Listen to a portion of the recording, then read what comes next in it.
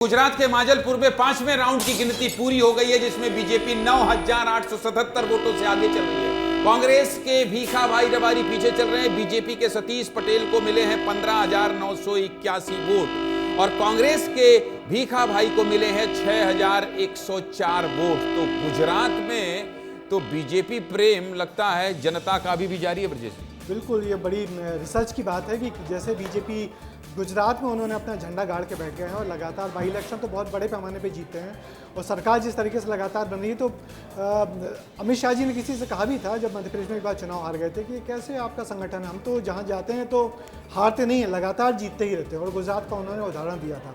तो बहुत कुछ उन्होंने मध्य प्रदेश को भी इस स्तर पर इसी स्टाइल में आगे बढ़ाया है कि एक बार जीत गए तो फिर जीतते रहिए। जीतने की बीजेपी के लोगों को आदत होती है। गुजरात के मामले में अभिलाष जी थोड़ा समझाइए कि मतलब गुजरात में तो अजय बनती जा रही है बीजेपी, उपचुनाव हो चुनाव हो, मतलब भरोसा अभी भी लोगों का जो मोदी जी ने देखिए, ये बात है कि मोदी जी और अमित शाह जो आज देश के सबसे बड़े लीडर्स हैं, प्राइम मिनिस्टर है, होम मिनिस्टर है, उन्होंने जिस तरीके से गुजरात को कांग्रेस के कब्जे में से निकालकर एक अलग तरीके की राह पर लिखाया। गुजरात मॉडल की बहुत चर्चा हो रही है, डेवलपमेंट मॉडल की चर्चा हो रही है।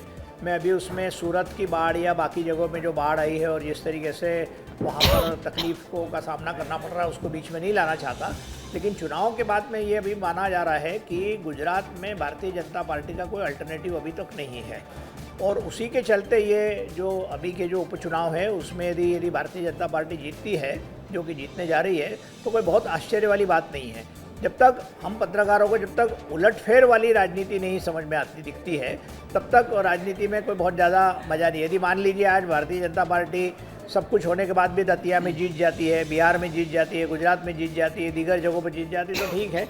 तो आपने जो पहले कहा था कि जेन जी ने जो जंतर मंतर पर इतना बड़ा पूरा देशव्यापी जिसको कहते हैं आंदोलन किया और उसके कारण इतनी सारी चीज़ें बदलने की कोशिश करी, उसके परिणाम तुरंत हुए चुनाव में कहीं दिखने को मिल रहे हैं क्या? ये एक मेरा थोड़ा सा रुचि का विषय है। हाँ, मतलब जो आंकड़े हैं उसमें तो नहीं दिख रहे, नहीं दिख रहे हैं, उसमें तो नहीं दिख रहे हैं। जो आंकड़े हैं, जो जंतर मंतर प्रदर्शन तो मतलब सारे कॉकरोच जो है वो अपने अपने बिलों में चले गए क्या? ये समझने की बात है। ये नहीं, वैसे भी जो आंदोलन होते हैं और जो बीजेपी बार बार क्यों कहती है कि चुनाव में होता जाइए, चुनाव में आइए, चुनाव में मुकाबला करिए, क्योंकि चुनाव के बड़े खिलाड़ी हैं।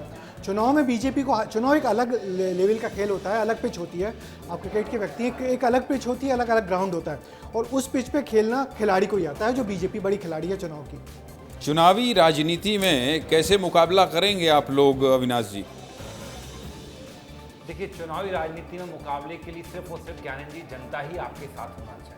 और हमारे तो आप देखें, निरंतर हम जनता के बीच में जनता से जुड़े मुद्दे उठा रहे हैं। हमारा प्रयास यही है, जैसे आज जैसे देश में हमें मालूम कई बार कुछ मुद्दे उठाने में कई बार हमें नुकसान भी हो जाता है, लेकिन हम ये मानते हैं कि राजनीति हमेशा सैद्धांतिक रूप से की जाती है।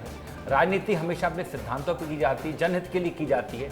अब देखिए, कई लोग आज कहते हैं, जैसे अभी बात आई सीजेपी की बात आई, कॉकरोच जनता पार्टी की बात आई, या अभी धर्मेंद्र प्रधान के इस्तीफे की बात आई। आप भारतीय जनता पार्टी को लगता है कि जब भी कांग्रेस किसी व्यक्ति को सपोर्ट करती है तो ये कांग्रेस का एजेंडा है। सर, कांग्रेस का एजेंडा नहीं होता है।